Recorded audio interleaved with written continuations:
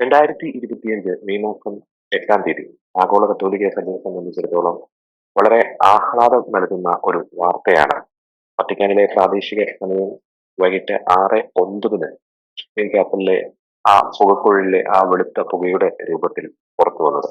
അതെ, കത്തോലിക്ക സഭയ്ക്ക് 267-ാമത്തെ ഒരു മാർപ്പാപ്പയെ ലഭിച്ചു. ലയോ 14 മാർപ്പാപ്പ. വളരെയധികം പ്രത്യേകതകളുള്ള ഒരു മാർപ്പാപ്പയാണ് ലയോ 14 മാർപ്പാപ്പ. ഒരു മിഷണറി മാർപ്പാപ്പ, സുവിശേഷ ഭിക്ഷുവിയായി കത്തിച്ചൊരുക്കുന്ന മാർപ്പാപ്പ. എന്നാൽ അധികം ആരുമൊന്നും ചർച്ച ചെയ്യാത്ത അദ്ദേഹത്തിന്റെ ചില വ്യക്തിത്വത്തിലെ ചില സവിശേഷതകൾ പ്രേക്ഷകരുടെ മുമ്പിൽ അവതരിപ്പിക്കുവാൻ ഞങ്ങൾ ആഗ്രഹിക്കുകയാണ്. അതിനായി ഇന്ന് നമ്മോടൊപ്പം ചേരുന്നു ഫാദർ ടോം പുലിക്കരോട്. ഫാദർ ടോം പുലിക്കരോട്, സ്നേഹത്തോടെ അങ്ങനെ പ്രോഗ്രാമിലേക്ക് സ്വാഗതം ചെയ്യുകയാണ്. അച്ഛാ, നമുക്ക് അറിയാവുന്നതുപോലെ മാർപ്പാപ്പ തെരഞ്ഞെടുത്തിരിക്കുന്ന ആ ഒരു പേര് ലയോ 14. എനിക്ക് തോന്നുന്നു ആ പേരിൽ നിന്ന് തന്നെ നമുക്ക് തുടങ്ങാമെന്ന് എനിക്ക് തോന്നുന്നു. മാർപ്പാപ്പയുടെ ആ ഒരു പരമാചാര്യ കാലഘട്ടം എങ്ങനെയായിരിക്കും എന്നതിന്റെ ഒരു ദിശാസൂചിക തന്നെയല്ലേ അദ്ദേഹം തെരഞ്ഞെടുത്തിരിക്കുന്ന ഈ ഒരു പേര്, ലയോ എന്ന് പറയുന്ന ആ ഒരു പേര്? തീർച്ചയായിട്ടും. നമ്മളിവിടെ ഇന്നലെ ലോകം കണ്ടത് പത്രോസിന്റെ ബസിലിക്കയുടെ ബാൽക്കണിയിൽ ഹബേമുസ് പാപ്പാം എന്ന പ്രഖ്യാപനത്തോടെ പേര് അനൗൺസ് ചെയ്തപ്പോൾ ഷിക്കാഗോയിൽ നിന്നും പത്രോസിന്റെ സിംഹാസനത്തിലേക്ക് ഒരു മനുഷ്യൻ നടത്തിയ നിശബ്ദവും ലളിതവുമായ ഒരു സഞ്ചാരത്തിന്റെ കഥയാണ് ഇന്ന് ലോകം ചർച്ച ചെയ്തുകൊണ്ടിരിക്കുന്നത്. ആ യാത്ര അത്രമേൽ നിശബ്ദമായിരുന്നത് കൊണ്ട് തന്നെ കർദിനാൾ സംഘത്തിലെ തിരിച്ചറിയപ്പെടാതെ പോയ ഒരു രത്നം മാധ്യമ കണ്ണുകളിൽ നിന്നും ലോക ശ്രദ്ധയിൽ നിന്നും സാധ്യതയുള്ള മാർപ്പാപ്പ സ്ഥാനാർത്ഥികളുടെ പട്ടികയിൽ നിന്നൊക്കെ ദൈവം മറച്ചു പിടിച്ച ഒരു മനുഷ്യനായിരുന്നു കാർഡിനൽ റോബർട്ട് ഫ്രാൻസിസ് പ്രിവോസ്റ്റ്. നമുക്ക് ചിന്തിക്കുമ്പോൾ ജോർജ് സൂചിപ്പിച്ചതുപോലെ ലയോ ഉള്ള ഈ പേര്, ലയോ എന്ന പേര് യഥാർത്ഥത്തിൽ ഗ്രീക്ക് ഭാഷയിലെ ലയോൺ എന്നുള്ള പേരിന്റെ ഒരു ലാറ്റിൻ രൂപമാണ് ലയോ. ലയൺ എന്നാണ്, സിംഹം എന്നാണ് അതിന്റെ അർത്ഥം. അപ്പോൾ സഭയുടെ ചരിത്രത്തിൽ 14 മാർപ്പാപ്പമാർ ലയോ എന്ന പേരിൽ അറിയപ്പെട്ടിട്ടുണ്ട്. അതിൽ 2 പേർ സവിശേഷമായി നമ്മളിവിടെ പരാമർശിക്കപ്പെടേണ്ടവരുമാണ്. അതിൽ ആദ്യത്തെ ആൾ ലയോ 1 മാർപ്പാപ്പയാണ്. AD 440 മുതൽ 461 വരെ തിരുസഭയെ നയിച്ച മാർപ്പാപ്പയാണ്.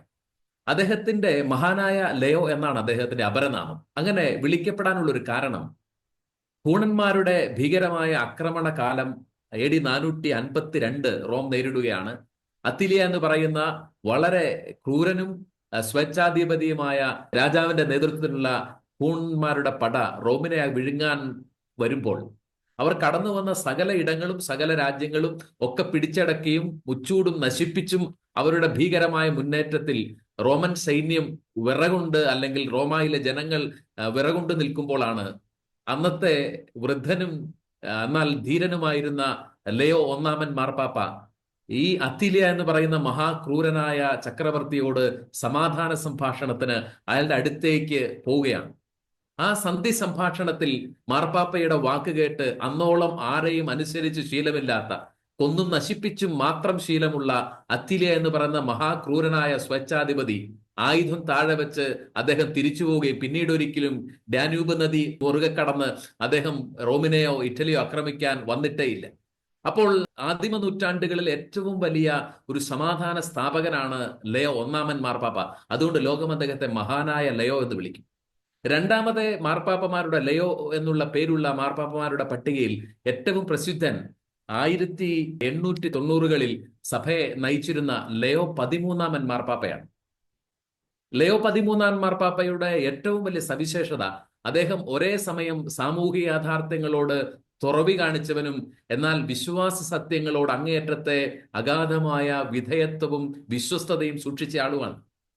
സാമൂഹ്യ യാഥാർത്ഥ്യങ്ങളോട്, മാറുന്ന ലോകത്തോട്, മുതലാളിത്ത വ്യവസ്ഥിതിയുടെ കീഴിൽ പീഡിപ്പിക്കപ്പെടുന്ന ദരിദ്ര വിഭാഗങ്ങളുടെ തൊഴിലാളികളോട് സഭയുടെ ഐക്യദാർഢ്യ പ്രഖ്യാപനമാണ് സഭയുടെ ചരിത്രത്തിലെ ആദ്യത്തെ സാമൂഹിക സ്വഭാവമുള്ള ചാക്രിക ലേഖനമായ റോയരും നൊവാരും തൊഴിലാളികളുടെ അവകാശത്തെക്കുറിച്ച് പറയുന്ന ഈ ചാക്രിക ലേഖനം പുറത്തിറങ്ങുന്നത് ലയോ 13 മാർപ്പാപ്പയാണ്.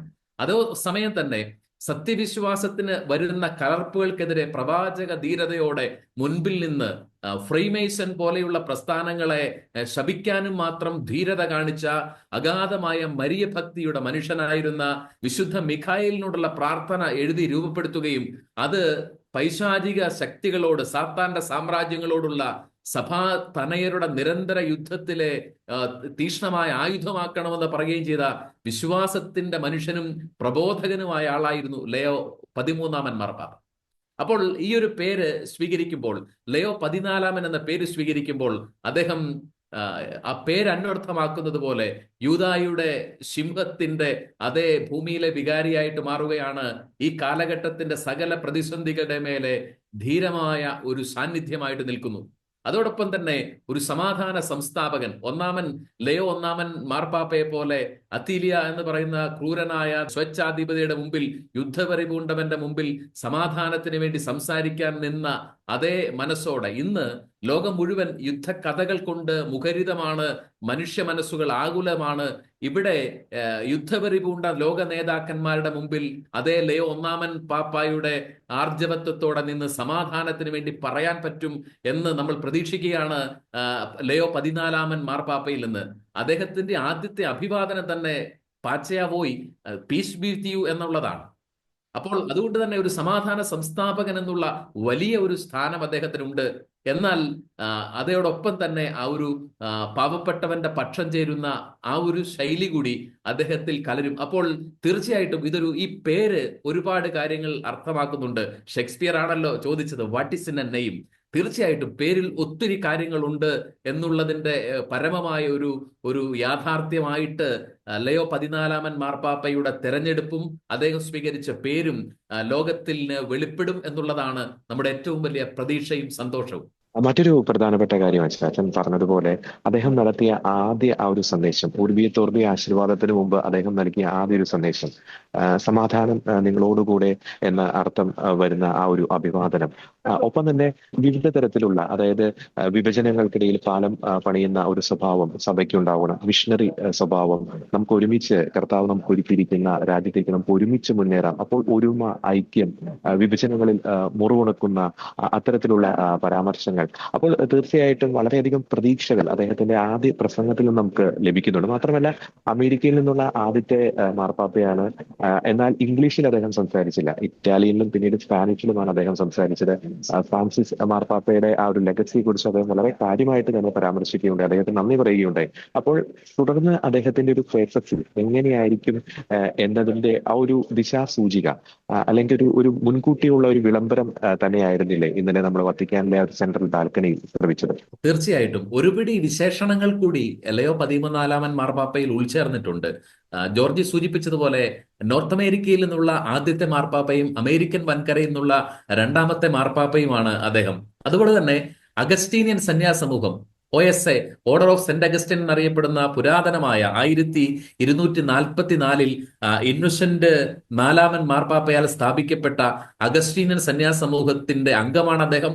അതോടൊപ്പം തന്നെ ആ സന്യാസ സമൂഹത്തിന്റെ 50-ൽ പരം രാജ്യങ്ങളിൽ ഏകദേശം 2800-ലധികം വൈദിക സമൂഹം അംഗങ്ങളുള്ള ഈ ഒരു ബൃഹത്തായ കോൺഗ്രിഗേഷന്റെ സുപ്പീരിയർ പ്രയോർ ജനറൽ ആയിട്ട് അദ്ദേഹം 12-ലധികം വർഷങ്ങൾ സേവനം ചെയ്യുകയാണ്. അപ്പോൾ അദ്ദേഹം വിശുദ്ധ അഗസ്റ്റീനോസിന്റെ ആ ഒരു ആധ്യാത്മികതയിൽ അടിത്തറയിട്ട മനുഷ്യനാണ്. അദ്ദേഹത്തിന്റെ പ്രസംഗത്തിൽ അദ്ദേഹം ഇങ്ങനെ പറയാണ്, അഗസ്റ്റിന്റെ ഒരു കൊട്ടേഷൻ ഉദ്ധരിച്ചുകൊണ്ട്, നിങ്ങളോടൊപ്പം ഒരു ക്രിസ്ത്യാനിയും നിങ്ങൾക്ക് വേണ്ടി ഞാനൊരു മെത്രാനുമാണെന്ന് പറഞ്ഞ അഗസ്റ്റീനോസിന്റെ മകനാണ് ഞാനെന്നാണ് അദ്ദേഹം പറഞ്ഞത്. അപ്പോൾ അതിൽ തന്നെ ആ ഒരു ദിശാബോധം കൃത്യമായിട്ടുണ്ട്. നിങ്ങളോടൊപ്പം ഒരു ക്രിസ്ത്യാനിയാണ്, മെത്രാനായിരിക്കുന്നത്, മാർപ്പാപ്പയായിരിക്കുന്നത് നിങ്ങൾക്ക് വേണ്ടിയിട്ടാണ്, കർത്താവിന്റെ സഭയിലെ ജനത്തിന് വേണ്ടിയിട്ടാണ് ഈ ശുശ്രൂഷ സ്ഥാനങ്ങളൊക്കെയുമെന്ന് വളരെ എളിമയോടെ തിരിച്ചറിഞ്ഞ് ഐ ആം ഫോർ യു എന്ന് പറയുന്ന ഒരു വിനയത്തിന്റെ മാതൃക നമ്മൾ കാണുകയാണ്. അപ്പോൾ അഗസ്റ്റിന്റെ ആധ്യാത്മികത അദ്ദേഹത്തിന്റെ അടിത്തറയായിട്ട് നിൽക്കുകയാണ്. അഗസ്റ്റിന്റെ കൺഫെഷനിൽ അദ്ദേഹം ഇങ്ങനെ പറയുന്ന ഒരു മനോഹര വാചകമുണ്ട്, ഓ നിത്യ നൂതന സൗന്ദര്യമേ, നിരുപമ ആനന്ദമേ, എത്ര വൈകി ഞാൻ നിന്നെ അറിയുവാൻ, എന്റെ ഉള്ളിലായിരുന്നിട്ടും എനിക്ക് വെളിയിലാണല്ലോ നാളിതുവരെ ഞാൻ നിന്നെ തെരഞ്ഞത്. ഈ ഒരു മഹാനായ വേദപാരകന്റെ കൃപാവരത്തിന്റെ വേദപാരംഗത അറിയപ്പെടുന്ന അഗസ്റ്റിന്റെ ആധ്യാത്മികതയിൽ സേവനവും സമൂഹ ജീവിതവും അതുപോലെ തന്നെ ധ്യാനാത്മകമായ പ്രാർത്ഥനാ ജീവിതവും എല്ലാം ശൈലിയായിട്ടുള്ള ഒരു അഗസ്റ്റീനിയൻ ബാക്ക്ഗ്രൗണ്ടിൽ നിന്നുള്ള ഒരു സോളിഡ് ഡോക്ട്രൈനൽ ബേസിസ് ഉള്ള ഒരു മനുഷ്യനാണ് ഇന്ന് സാർവത്രിക സഭയെ നയിക്കാൻ വരുന്നത് എന്നുള്ളത് വലിയ ഒരു സന്തോഷം തരുന്ന കാര്യമാണ്. അതുപോലെ തന്നെ അദ്ദേഹം റോമിൽ ഉപരിപഠനം നടത്തുന്ന കാലഘട്ടങ്ങളിൽ 1979 മുതൽ അദ്ദേഹം റോമിൽ വരുന്നുണ്ട്. പിന്നെ അവിടെ നിന്ന് സെന്റ് തോമസ് അക്വിനാസ് യൂണിവേഴ്സിറ്റി എന്ന പ്രസിദ്ധമായ റോമിലെ പുരാതന യൂണിവേഴ്സിറ്റിയിൽ നിന്ന് അദ്ദേഹം കാനൺ ലോയിൽ ഡോക്ടറേറ്റ് എടുക്കുന്നു. തുടർന്ന് അദ്ദേഹം പോകുന്നത് പെറുവിലേക്ക് ഒരു മിഷണറി ആയിട്ടാണ്. നമ്മൾ തിരിച്ചറിയുന്ന ഒരു വലിയ കാര്യം അദ്ദേഹത്തിന് ഒരു പെറുവിയൻ സിറ്റിസൺഷിപ്പ് ഉണ്ടെന്നുള്ളതാണ്. ഓർക്കണം, നോർത്ത് അമേരിക്ക എന്ന് പറയുന്ന ഒന്നാം ലോക രാജ്യത്ത് ഏറ്റവും സമ്പന്നമായ പരിഷ്കൃത രാജ്യത്ത് നിന്നുള്ള ഒരു മനുഷ്യൻ പോയിട്ട് മൂന്നാം ലോക രാജ്യങ്ങളിലെ ഏറ്റവും ദരിദ്രമെന്ന് കരുതുന്ന പെറുവിലെ സിറ്റിസൺഷിപ്പ് എടുക്കുന്നു. നമ്മൾ കുടിയേറ്റത്തിന്റെ കാലഘട്ടമാണ്. മലയാളികൾ ലോകത്തിന്റെ വിവിധ ഭാഗങ്ങളിൽ കുടിയേറുന്നുണ്ട്. ഒക്കെയും വികസിത രാജ്യങ്ങളിലേക്ക് പോവുകയും അവിടെ സിറ്റിസൺഷിപ്പ് എടുക്കുകയും ചെയ്യുന്നതാണെങ്കിൽ ഇതിന്റെ ഒരു കോൺട്രവേഴ്സി, റിവേഴ്സൽ നമ്മൾ കാണുകയാണ്. ഒരു ദരിദ്ര രാജ്യത്തിന്റെ പൗരനാണെന്ന് പ്രഖ്യാപിക്കാൻ ഒന്നാം ലോക രാജ്യത്തിന്റെ ലോക പോലീസ് എന്നറിയപ്പെടുന്ന അമേരിക്കൻ സിറ്റിസണായിട്ട് മടിയില്ലാത്ത ഒരു മനുഷ്യനെന്ന് പറയുമ്പോൾ തീർച്ചയായിട്ടും ഈ ഒരു തെരഞ്ഞെടുപ്പ് ലോകത്തിന് ഒരുപാട് സന്ദേശങ്ങൾ നൽകുന്നുണ്ട് എന്നുള്ളതാണ്. ഇനി അദ്ദേഹത്തിന്റെ കുടുംബ പശ്ചാത്തലത്തേക്ക് കൂടി പറഞ്ഞാൽ, അദ്ദേഹത്തിന്റെ മാതാപിതാക്കൾ ലൂയിസ് മാരിയൂസ് പ്രിവോസ്റ്റ്, അതാണ് അദ്ദേഹത്തിന്റെ പിതാവിന്റെ പേര്. അദ്ദേഹം ഒരു ഫ്രഞ്ച് ഇറ്റാലിയൻ ബാക്ക്ഗ്രൗണ്ടിൽ നിന്നുള്ള ആളാണ്. എന്നാൽ അദ്ദേഹത്തിന്റെ അമ്മ മിൽഡ്രഡ് മാർട്ടിനസ് ഒരു സ്പാനിഷ് ബാക്ക്ഗ്രൗണ്ടിൽ നിന്നാണ്. അപ്പോൾ അദ്ദേഹം തന്നെ അമേരിക്കയിലെ ഒരു പശ്ചാത്തലം ഉള്ളതുകൊണ്ട് തന്നെ ഈ ശൈലികളിൽ ഫ്രാൻസിസ് മാർപ്പാപ്പ പുലർത്തിയ കുടിയേറ്റക്കാരോടും ദരിദ്രരോടുമുള്ള ഒരു വലിയ പക്ഷം ചേരൽ തീർച്ചയായിട്ടും നമുക്ക് ലയോ 14 മാർപ്പാപ്പയുടെ ജീവിത ശൈലിയിൽ കാണാൻ പറ്റും എന്നുള്ളതിനകത്ത് തർക്കമില്ല. മറ്റൊരു പ്രധാനപ്പെട്ട കാര്യം വെച്ചാൽ അദ്ദേഹം വളരെ താരതമ്യമായിട്ടുള്ള യങ്ങർ ഏജിലാണ് ഈ അഗസ്റ്റീനിയൻ സന്യാസ സമൂഹത്തിന്റെ ഒരു പ്രയോർ ജനറൽ ആയിട്ട് അദ്ദേഹം തെരഞ്ഞെടുക്കപ്പെടുന്നത്. ഒപ്പം തന്നെ അച്ഛൻ സൂചിപ്പിച്ചതുപോലെ മിഷണറി എക്സ്പീരിയൻസ്, പെറുവിലെ അദ്ദേഹത്തിന്റെ ആ ഒരു ഇടയമെടുത്ത ആ ഒരു ശുശ്രൂഷ, പൗരോഹിത്യ ശുശ്രൂഷയൊക്കെ നമ്മൾ ക്ലോസ് ആയിട്ട് വായിച്ച് ചെയ്യുമ്പോൾ, നമ്മൾ സൂക്ഷ്മമായി നോക്കുമ്പോൾ ഇടവയ്ക്കൊക്കെ രൂപം കൊടുക്കുവാൻ, ഒപ്പം തന്നെ പല രൂപതകളുടെയും അപ്പസ്തോലിക് അഡ്മിനിസ്ട്രേറ്റർ പദവി, രൂപതയുടെ ഇടയൻ എന്ന രീതിയിൽ അദ്ദേഹത്തിന് സേവനം ചെയ്യാൻ സാധിക്കുന്നു. പിന്നീട് അദ്ദേഹം വത്തിക്കാൻ കൂരിയിലേക്ക് എത്തുന്നു. അപ്പോൾ ഒരു pastoral experience plus Vatican curia experience, അത് വളരെ മനോഹരമായിട്ടുള്ള ഒരു കോമ്പിനേഷൻ അല്ലേ? അത് ഒരു സഭയുടെ പരമാചാര്യൻ എന്ന നിലയിൽ സഭയ്ക്ക് ലഭിക്കുന്ന ഒരു അമൂല്യമായിട്ടുള്ള സമ്മാനമല്ലേ? ഒരു മിഷണറി എക്സ്പീരിയൻസ്, പാസ്റ്ററൽ എക്സ്പീരിയൻസ്, ഒപ്പം തന്നെ വത്തിക്കാനിലെ ആ കൂരിയുമായി ബന്ധപ്പെട്ടുള്ള ആ ഒരു അഡ്മിനിസ്ട്രേറ്റീവ് എക്സ്പീരിയൻസ്, അത് നമുക്ക് ഒരു അപൂർവമായിട്ട് ലഭിക്കുന്ന ഒരു കോമ്പിനേഷൻ തന്നെയായിരിക്കില്ലേ ഒരു മാർപ്പാപ്പയെ സംബന്ധിച്ച്? തീർച്ചയായിട്ടും അദ്ദേഹത്തിന്റെ ഇന്റലക്ച്വൽ ബാക്ക്ഗ്രൗണ്ട് വളരെ സോളിഡ് ആണ്. ഉദാഹരണം, മാത്തമാറ്റിക്സിൽ അദ്ദേഹത്തിന് ബിരുദമുണ്ട്. അതിനുശേഷം സെമിനാരി പഠനങ്ങൾ, തുടർന്ന് അദ്ദേഹം കാനൺ ലോയിൽ അദ്ദേഹം ഡോക്ടറേറ്റ് നേടുന്നു. അതുപോലെ തന്നെ സഭാപിതാക്കന്മാരെ കുറിച്ചുള്ള പഠനം, പെട്രോളജി അദ്ദേഹം വിവിധ സെമിനാരികൾ പഠിപ്പിക്കുന്നു. ഇനി ഇതിനേക്കാളൊക്കെ അപ്പുറം അദ്ദേഹം 1988 മുതൽ 99 വരെ അദ്ദേഹം പെറുവിലെ ഒരു പ്രാന്തപ്രദേശത്തെ ഇടവക വികാരിയായിരുന്നു എന്നുള്ളതാണ്. തുടർന്ന് അദ്ദേഹം ചിക്ലായോ രൂപതയുടെ 2014 ചിക്ലായോ രൂപതയുടെ അപ്പസ്തോലിക് അഡ്മിനിസ്ട്രേറ്റർ ആവുകയും 2015 അദ്ദേഹം ഇതിൽ ചിക്ലായോ രൂപതയുടെ ബിഷപ്പായിട്ട് നിയമിക്കപ്പെടുന്നു.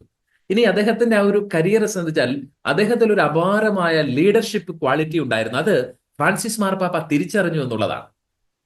അദ്ദേഹത്തിന് കൊടുത്ത പദവികൾ നമ്മൾ ശ്രദ്ധിക്കണം. വളരെ ചെറുപ്പത്തിൽ, ജോർജ് സൂചിപ്പിച്ചു, വളരെ ചെറുപ്പത്തിൽ അദ്ദേഹം പദവികളിലേക്ക്, അഗസ്റ്റീനിയൻ കോൺഗ്രിഗേഷന്റെ പ്രയോർ ജനറൽ ആയിട്ട് നീണ്ട 12 വർഷങ്ങൾ അദ്ദേഹം സേവനം ചെയ്യുന്നു. ചിക്ലായോ രൂപതയുടെ അഡ്മിനിസ്ട്രേറ്ററും ബിഷപ്പും ആകുന്നു. പിന്നീട് ഫ്രാൻസിസ് മാർപ്പാപ്പ അദ്ദേഹത്തെ prefect of the dicastery four bishops, ലോകമെങ്ങും പരന്നു കിടക്കുന്ന ഈ ലത്തീൻ സഭയുടെ മെത്രാന്മാരെ തെരഞ്ഞെടുക്കുന്ന അത്രമേൽ ഗൗരവമായിട്ടുള്ള ഒരു ചുമതല ഫ്രാൻസിസ് മാർപ്പാപ്പ ഏൽപ്പിക്കുന്നു എന്ന് പറയുമ്പോൾ, അദ്ദേഹത്തിന്റെ ചെറുപ്രായത്തിൽ ഏൽപ്പിക്കുന്നു എന്ന് പറയുമ്പോൾ, അത് ആ ലീഡർഷിപ്പ് ക്വാളിറ്റിയെ തിരിച്ചറിഞ്ഞുകൊണ്ടാണ്. അതുപോലെ തന്നെ അദ്ദേഹം pontifical president of the pontifical commission for Latin അമേരിക്കയ്ക്ക് വേണ്ടിയുള്ള എല്ലാ കമ്മീഷനുകളുടെയും ഒരു ലീഡർഷിപ്പിൽ ഉണ്ടായിരുന്നു. ഇനി ഇതിനേക്കാളൊക്കെ അദ്ദേഹത്തിന്റെ ഒരു പ്രധാനപ്പെട്ട കാര്യം, ഫ്രാൻസിസ് മാർപ്പാപ്പ അദ്ദേഹത്തെ 2023 സെപ്റ്റംബറിൽ കർദിനാൾ സംഘത്തിൽ ഉൾപ്പെടുത്തി. എന്നിട്ട് ആ ഒക്ടോബർ മാസത്തിൽ വത്തിക്കാനിലെ സുപ്രധാനമായ 8 ഡിക്കാസ്ട്രികളുടെ ഉപദേശക സമിതിയിൽ അദ്ദേഹം അംഗമാക്കുകയാണ്. ഏറ്റവും പ്രധാനപ്പെട്ട വിശ്വാസ തിരുസംഘം, അതുപോലെ തന്നെ ഈ മെത്രാന്മാർക്ക് വേണ്ടിയിട്ടുള്ള തിരുസംഘത്തിന്റെ പ്രീഫെക്റ്റ് ആയിരിക്കുന്നു. അതുപോലെ തന്നെ പൗരസ്ത്യ തിരുസംഘത്തിന്റെ ആലോചന സമിതിയിലുണ്ട്. അതുപോലെ തന്നെ ഇൻസ്റ്റിറ്റ്യൂട്ട് ഫോർ കോൺസെക്രേറ്റഡ് ലൈഫ്, അതുപോലെ കൾച്ചർ ആൻഡ് എഡ്യൂക്കേഷൻ, അതുപോലെ തന്നെ വറ്റിക്കാൻ സിറ്റി സ്റ്റേറ്റിന്റെ ഭരണ ആലോചന സമിതിയിൽ വരെ അദ്ദേഹത്തെ അംഗമാക്കുന്നു എന്ന് പറയുമ്പോൾ ദൈവം ഈ മനുഷ്യനെ ഒരുക്കിക്കൊണ്ടിരിക്കുകയായിരുന്നു മഹത്തായ ഒരു നേതൃസ്ഥാനത്തേക്ക്. ഒരുപക്ഷെ ഈ ഭൂമിയിൽ ഒരു മനുഷ്യന് കിട്ടാവുന്ന ഏറ്റവും ഉന്നതവും അതേസമയം ഉത്തരവാദിത്വപൂർണമായ ഒരു പദവിയിലേക്ക് അദ്ദേഹത്തെ കൊടുക്കുന്നതിന് ദൈവം അദ്ദേഹത്തെ ചെറുപ്രായത്തിൽ തന്നെ ഒരുക്കിക്കൊണ്ടിരിക്കുകയാണ്. 69-ാം വയസ്സിൽ പത്രോസിന്റെ പിൻഗാമിയും ഈ സാർവത്രിക സഭയുടെ പരമാധ്യക്ഷനുമായിട്ട് അദ്ദേഹം നിയമിക്കപ്പെടുമ്പോൾ തികഞ്ഞ മിഷണറി ആയിട്ട്, അതോടൊപ്പം തന്നെ അദ്ദേഹത്തിന്റെ അപാരമായ ഒരു മാനേജേരിയൽ സ്കില്ല്, വ്യത്യസ്ത മേഖലകളിൽ പ്രവർത്തിച്ചിട്ടുള്ള ഒരു സ്കില്ല്, അതുപോലെ തന്നെ നലം തികഞ്ഞ ഒരു സന്യാസ പരിശീലകൻ, അതുപോലെ തന്നെ സാധാരണക്കാരന്റെ ഗന്ധമുള്ള ഒരു അജപാലകൻ, ഇങ്ങനെ നിരവധി മേഖലകളിലെ അനുഭവ പരിചയം തീർച്ചയായിട്ടും ഈ കാലഘട്ടത്തിൽ സഭയ്ക്കൊരു പുതിയ തുടക്കം കൊടുക്കാൻ, ഒരു പുതിയ ആവേശം കൊടുക്കാൻ, ഒരു പുതിയ പ്രേക്ഷിത തീക്ഷ്ണതയും ചൈതന്യവും പകരാൻ തീർച്ചയായിട്ടും ഇടയാകുമെന്നുള്ളതിൽ സംശയമില്ല. മറ്റൊരു പ്രധാനപ്പെട്ട കാര്യം, ഇപ്പോൾ ചിക്കാഗോയിൽ നിന്നും പെറു വഴി വത്തിക്കാനിലേക്ക് എത്തുന്ന ഒരു ഇടയനെ നമുക്ക് ലഭിക്കുമ്പോൾ, ഇന്നലെ അദ്ദേഹം ആ വത്തിക്കാനിലെ സെൻട്രൽ ബാൽക്കണിയിൽ എത്തിയപ്പോൾ അദ്ദേഹത്തിന്റെ മുഖഭാവം ലോകം ശ്രദ്ധിച്ചതാണ്. വളരെ വികാര നിർഭരമായിരുന്നു അദ്ദേഹത്തിന്റെ മുഖഭാവം. ഒപ്പം തന്നെ ഒരു ഡൗൺ ടു എർത്ത് ആ ഒരു പേഴ്സണാലിറ്റി അദ്ദേഹത്തിൽ നമുക്ക് ദർശിക്കാൻ സാധിക്കും. കാരണം അദ്ദേഹം പെറുവിൽ മിഷണറി ആയിട്ട് സേവനം ചെയ്തപ്പോൾ ആ സമയത്തൊക്കെ പല ഫോട്ടോസ് ഇപ്പോൾ സാമൂഹ്യ മാധ്യമങ്ങളിൽ വൈറലാകുന്നുണ്ട്. അതായത് ജനങ്ങൾക്കൊപ്പം നിന്നുകൊണ്ട്, ജനങ്ങളുടെ ഇടയിൽ ഇറങ്ങി ചെന്നുകൊണ്ട്, ആടുകളുടെ മണമുള്ള ഇടയൻ എന്ന ആ ഒരു വാക്യം അക്ഷരാർത്ഥത്തിൽ അനർത്ഥമാക്കിക്കൊണ്ടുള്ള ഒരു ശുശ്രൂഷ അദ്ദേഹം നടത്തുന്നു. അപ്പോൾ ഒരു ഡൗൺ ടു എർത്ത് ക്വാളിറ്റി, അത് പ്രത്യേകം നമ്മൾ എടുത്തു പറയേണ്ട ഒരു കാര്യമല്ലേ? തീർച്ചയായിട്ടും അദ്ദേഹത്തിന്റെ അജപാലന ശൈലിയെക്കുറിച്ച് നമ്മൾ പറഞ്ഞാൽ, ഫ്രാൻസിസ് മാർപ്പാപ്പയുടെ അജപാലന ശൈലിയുടെ ഒരു തുടർച്ച നിശ്ചയമായിട്ടും അദ്ദേഹത്തിൽ ഉണ്ടാകുമെന്നുള്ളതിന് സംശയമില്ല. കാരണം ആദ്യത്തെ അദ്ദേഹത്തിന്റെ പ്രസംഗത്തിൽ തന്നെ അദ്ദേഹം പറഞ്ഞ ചില വാക്കുകൾ, പ്രത്യേകിച്ച് സമാധാനം, ഐക്യം, അതുപോലെ തന്നെ ശ്രവിക്കുന്ന ഒരു സഭ, കൂടെ നടക്കുന്ന ഒരു സഭ, ലെറ്റ് us work together, ഇതെല്ലാം സൂചിപ്പിക്കുന്നത്, അതിനേക്കാളൊക്കെ നമ്മൾ ചിന്തിക്കേണ്ട ഒരു കാര്യം, അദ്ദേഹം സിനഡാലിറ്റിയിൽ ഫ്രാൻസിസ് മാർപ്പാപ്പയുടെ ഏറ്റവും അടുത്ത സഹകാരിയായിരുന്നു എന്നുള്ളതാണ്. അപ്പോൾ ഒരു കൂടെ നടക്കുന്ന സാധാരണക്കാരന്റെ ഒരു സഭയെ നമുക്ക് തീർച്ചയായിട്ടും ഇദ്ദേഹത്തിലൂടെ രൂപപ്പെടും എന്നുള്ളതിനകത്ത് സംശയമില്ല. എന്നാൽ അതോടൊപ്പം തന്നെ അദ്ദേഹം ഒരേ സമയം സാമൂഹിക വിഷയങ്ങളിൽ പ്രോഗ്രസീവ് ആണെങ്കിൽ വിശ്വാസത്തിന്റെ വിഷയങ്ങളിൽ ഒരു യാഥാസ്ഥിതികനായിരിക്കും എന്നുള്ളതാണ് നമുക്ക് മനസ്സിലാക്കാൻ കഴിയുന്നത്. അദ്ദേഹത്തിന്റെ ആദ്യത്തെ അപ്പിയറൻസ്, ഫ്രാൻസിസ് മാർപ്പാപ്പ പ്രത്യക്ഷപ്പെട്ടപ്പോൾ അദ്ദേഹം ആ വെള്ള കാസക്ക് മാത്രമാണ് ഇട്ടിരുന്നെങ്കിൽ ഇവിടെ അദ്ദേഹം മാർപ്പാപ്പമാർക്ക് വളരെ സവിശേഷമായിട്ടുള്ള പാലിയം ധരിച്ചിട്ടുണ്ട്. അതുപോലെ തന്നെ വളരെ അലങ്കാരമുള്ള ഒരു ഊറാറ ധരിച്ചിട്ടുണ്ട്. അപ്പോൾ അദ്ദേഹം ബെനഡിക്റ്റ് മാർപ്പാപ്പയെ പോലെ ട്രഡീഷന്റെയും സത്യവിശ്വാസത്തിന്റെയും ഒരു സംരക്ഷകനായിരിക്കുമെന്നാണ് ആ അപ്പിയറൻസ് സൂചിപ്പിക്കുന്നത്. സാമൂഹിക വിഷയങ്ങളിൽ അദ്ദേഹം പ്രോഗ്രസീവ് ആണ്. എന്നാൽ വിശ്വാസ വിഷയങ്ങളിൽ പലപ്പോഴും വിശ്വാസ വിഷയങ്ങളിൽ വെള്ളം ചേർക്കാനോ അവിശ്വാസികളെയോ സഭാ വിമർശകരെയോ ഒക്കെ തൃപ്തിപ്പെടുത്താനോ അവരുടെ കയ്യടികൾക്ക് വേണ്ടിയിട്ടോ ഒക്കെ നമ്മൾ വിശ്വാസ വിഷയങ്ങളിൽ വെള്ളം ചേർത്താൽ ഉണ്ടാവുന്ന അപകടം, ഈ പറഞ്ഞ കൂട്ടരാരും ഒരിക്കലും വിശ്വാസത്തിന്റെ വഴിയെ വരികയില്ലെന്ന് മാത്രമല്ല, വിശ്വാസ വിഷയങ്ങളിലും സുവിശേഷ മൂല്യങ്ങളിലും അങ്ങേയറ്റം ആത്മാർത്ഥതയുള്ള വിശ്വാസികൾ വഴിതെറ്റിപ്പോകാനും അവർക്കിടയിൽ ആശയക്കുഴപ്പം ഉണ്ടാക്കാനും ഇടയുണ്ട്. അതുകൊണ്ട് ലയോ 14 മാർപ്പാപ്പയിൽ നിന്ന്, അദ്ദേഹത്തിന്റെ ആദ്യത്തെ അപ്പിയറൻസിൽ നിന്ന്, അദ്ദേഹം സ്വീകരിച്ച പേരിൽ നിന്ന്, പ്രസംഗത്തിൽ നിന്ന് നമ്മൾക്ക് മനസ്സിലാക്കാവുന്ന കാര്യം, സാമൂഹ്യ വിഷയങ്ങളിൽ അദ്ദേഹം ഒരു തികഞ്ഞ പുരോഗമനവാദിയാണ്. ദരിദ്രന്റെ പക്ഷം ചേരുന്ന, കുടിയേറ്റക്കാരെ ചേർത്ത് പിടിക്കുന്ന ഒരു ആർദ്രതയുടെ ആൾരൂപമാണെങ്കിൽ, വിശ്വാസ വിഷയങ്ങളിൽ അദ്ദേഹം ഒരു യാഥാസ്ഥിതികനായിരിക്കും എന്നുള്ളതാണ്. അതുകൊണ്ട് തന്നെ വനിതാ പൗരോഹിത്യത്തെയോ അതുപോലെ തന്നെ ഉള്ള ധാർമ്മിക വിഷയങ്ങളെയൊക്കെ അദ്ദേഹം ഒരിടത്തും പിന്തുണച്ചതായിട്ട് നമ്മൾ കാണുന്നുമില്ല.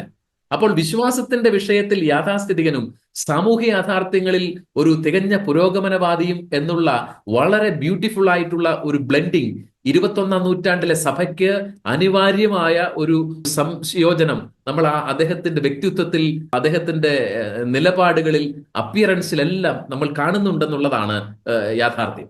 ഏറ്റവും ലാസ്റ്റായിട്ട് മറ്റൊരു പ്രധാനപ്പെട്ട കാര്യമല്ല, ഈ കേരളത്തിന്റെ തുടുപ്പറിഞ്ഞ മാർപ്പാപ്പ എന്ന് നമുക്ക് പറയാൻ സാധിക്കും. അദ്ദേഹം ആലുവയിൽ താമസിച്ചിട്ടുണ്ട്, എടക്കൊച്ചിയിൽ താമസിച്ചിട്ടുണ്ട്. പ്രത്യേകിച്ച് അഗസ്തീൻ സന്യാസ സമൂഹത്തിന്റെ ആ ഒരു പ്രയോർ ജനറലായിരുന്ന സമയത്ത് നവവൈദികരുടെയൊക്കെ ഒരു തിരുപ്പറ്റ സ്വീകരണവുമായി ബന്ധപ്പെട്ട് അദ്ദേഹം കേരളത്തിൽ വന്നിട്ടുണ്ട്. ഇന്ത്യയിൽ ഉടനീളം യാത്ര ചെയ്തിട്ടുണ്ട്. കേരളത്തിൽ എനിക്കൊന്ന് ദിവസങ്ങളോളം യാത്ര ചെയ്തിട്ടുണ്ട്. അപ്പോൾ കേരളത്തെ സംബന്ധിച്ചിടത്തോളം കേരളത്തിന്റെ തുടുപ്പറിഞ്ഞ ഒരു മാർപ്പാപ്പ എന്ന് നമുക്ക് തീർച്ചയായും പറയാൻ സാധിക്കില്ല. അത് നമ്മളെ സംബന്ധിച്ചിടത്തോളം കേരള സഭയ്ക്ക് ഒരു അഭിമാനം നൽകുന്ന ഒരു കാര്യം തന്നെയാണ്. തീർച്ചയായിട്ടും കേരള സഭയ്ക്ക് വളരെ അഭിമാനം തരുന്ന കാര്യമാണ് 2 തവണ ആ, ഈ നമ്മുടെ നാട് സന്ദർശിച്ച, ഇവിടെ താമസിച്ച അദ്ദേഹത്തിന്റെ അദ്ദേഹത്തിന്റെ സന്ദർശനത്തെക്കുറിച്ച് ഓർമ്മകളൊക്കെ പങ്കുവെക്കുന്നവർ പറയുന്ന ഏറ്റവും ലളിതമായി യാതൊരു ഡിമാൻഡുകളും ഇല്ലാതെ ഒരു സാധാരണക്കാരനായി അവരുടെ കൂടെ താമസിച്ച് കടന്നുപോയ ഒരു മനുഷ്യൻ എന്നുള്ള ഓർമ്മകളാണ് പങ്കുവെക്കുന്നത്. അപ്പൊ അദ്ദേഹത്തിന് കേരളത്തെ അറിയാം, ഇന്ത്യയെ അറിയാം, കേരള സഭയെ അറിയാം. അഗസ്റ്റീനിയൻ സമൂഹത്തിന്റെ പ്രയോർ ജനറൽ എന്ന 12 വർഷത്തെ സ്ഥാനം കൊണ്ട് അദ്ദേഹത്തിന് 50 രാജ്യങ്ങളിൽ സാന്നിധ്യമുള്ള ഒരു സന്യാസ സമൂഹമാണ്. അപ്പോൾ ആഗോള സഭയെക്കുറിച്ച് അദ്ദേഹത്തിന് വ്യക്തമായ ഒരു ധാരണയുണ്ട്. ഞാൻ വിചാരിക്കുന്നത് അദ്ദേഹം 50 രാജ്യങ്ങളിൽ സന്ദർശിച്ചിട്ടുണ്ടാവണമെന്നുള്ളതാണ്. അപ്പോൾ ലോകത്തിന്റെ ഒരു പൾസ് അറിയാവുന്ന മനുഷ്യനാണ്. വ്യത്യസ്ത ഭൂപ്രദേശങ്ങളെ, ഭാഷകളെ, സംസ്കാരത്തെ, ആഹാര രീതികളെ പരിചയിച്ച മനുഷ്യനാണെന്നുള്ളതാണ് അദ്ദേഹത്തെ ഇതൊരു ദൈവത്തിന്റെ തിരഞ്ഞെടുപ്പാണെന്ന് നമുക്ക് പറയാൻ പറ്റുന്നു. ഇതോടൊപ്പം തന്നെ പൗരസ്ത്യ തിരുസംഘത്തിന്റെ സുപ്രധാന ആലോചന സമിതിയിലെ അംഗം എന്നുള്ള നിലയിൽ പൗരസ്ത്യ സഭകളെ അദ്ദേഹത്തിന് അടുത്തറിയാം. നമ്മുടെ സഭയിലെ ഈ സമകാലിക പ്രതിസന്ധികളെയും അദ്ദേഹത്തിന് നിശ്ചയമായിട്ടും ധാരണയുണ്ടാവണം. അതുകൊണ്ട് തന്നെ നമുക്ക് പൗരസ്ത്യ സഭകൾക്ക്, സീറോ മലബാർ സഭയ്ക്ക്, കേരള സഭയ്ക്കെല്ലാം ഈ ഒരു തെരഞ്ഞെടുപ്പ് നമ്മളെ പരിചയമുള്ള, നമ്മുടെ വിഷയങ്ങൾ അറിയാവുന്ന, നമ്മുടെ സംസ്കാരവും വിശ്വാസവും പാരമ്പര്യവും അറിയാവുന്ന ഒരാൾ പത്രോസിന്റെ പിൻഗാമിയായിട്ട് സാർവത്രിക സഭയുടെ തലവനായിട്ട് വരുന്നു എന്നുള്ളത് തീർച്ചയായിട്ടും ആ കരങ്ങൾ നമ്മളെയും ചേർത്ത് പിടിക്കും. അദ്ദേഹം ഇന്നലെ പറഞ്ഞു, സഭ എല്ലാവരെയും ചേർത്ത് പിടിക്കണം. ഈ വത്തിക്കാൻ സെന്റ് പീറ്റേഴ്സ് ബസിലിക്കയുടെ ചത്വരത്തിൽ ബെർണിനിയുടെ വിഖ്യാതമായ തൂണുകൾ ലോകത്തെ ചേർത്ത് പിടിക്കുന്നത് പോലെ അദ്ദേഹം പറയാണ് ഈ സഭ എല്ലാവരെയും ചേർത്ത് പിടിക്കണം. തീർച്ചയായിട്ടും പൗരസ്ത്യ സഭകളെ, കേരള സഭയെ വലിയ മുക്കുവന്റെ ആർദ്രതയുള്ള കരങ്ങൾ ചേർത്ത് പിടിക്കുമെന്നുള്ള ഒരു വലിയ പ്രതീക്ഷയാണ് നമുക്ക് ഇവിടെ പറയാനുള്ളത്. വളരെ നന്ദി അച്ചാവ്. പ്രത്യേകിച്ച് ലയോ 14 മാർപ്പാപ്പയെ കുറിച്ച് വളരെ മനോഹരമായിട്ടുള്ള ചിന്തകൾ അങ്ങ് പങ്കുവച്ചതിന്. നമുക്ക് ഈ ഒരു അദ്ദേഹത്തിന്റെ തെരഞ്ഞെടുപ്പിൽ ഒരു കാര്യം വളരെ വ്യക്തമായിട്ട് പറയാൻ സാധിക്കും. ഈ കോൺക്ലേവ് അതിന്റെ നടപടിക്രമങ്ങളെ നിയന്ത്രിക്കുന്നത് മനുഷ്യരല്ല, പരിശുദ്ധാത്മാവാണ്. കാരണം മാധ്യമ ശ്രദ്ധ പതിയാത്ത ഒരു കർദിനാൾ അദ്ദേഹം ഇതാ കത്തോലിക്ക സഭയുടെ 267 മാർപ്പാപ്പയായി ഉയർത്തപ്പെട്ടിരിക്കുന്നു. നമുക്ക് തീർച്ചയായും പുതിയ പാപ്പയ്ക്ക് വേണ്ടി പ്രാർത്ഥിക്കാം. ധീരതയോടുകൂടി തന്നെ, തീഷ്ണതയോടുകൂടി തന്നെ സഭയെ മുന്നോട്ട് നയിക്കുവാൻ, പ്രതിസന്ധികളുടെ മധ്യേ സഭാനൗകിയെ ആടിയുലയാതെ കാത്തു സൂക്ഷിക്കുവാൻ പുതിയ മാർപ്പാപ്പയ്ക്ക് സാധിക്കട്ടെ. ലയോ 14 മാർപ്പാപ്പയ്ക്ക് എല്ലാവിധ ആശംസകളും അറിയിച്ചുകൊണ്ട്, എല്ലാ പ്രാർത്ഥനാശംസകളും നേർന്നുകൊണ്ട് ഈ ഒരു സ്പെഷ്യൽ പ്രോഗ്രാം വൈൻഡപ്പ് ചെയ്യുന്നു. ഈ പ്രോഗ്രാമിൽ വളരെ അർത്ഥവത്തായിട്ടുള്ള ആശയങ്ങളും ചിന്തകളും പങ്കുവച്ച ഫാദർ ടോം മുനിക്കൽ പ്രത്യേകം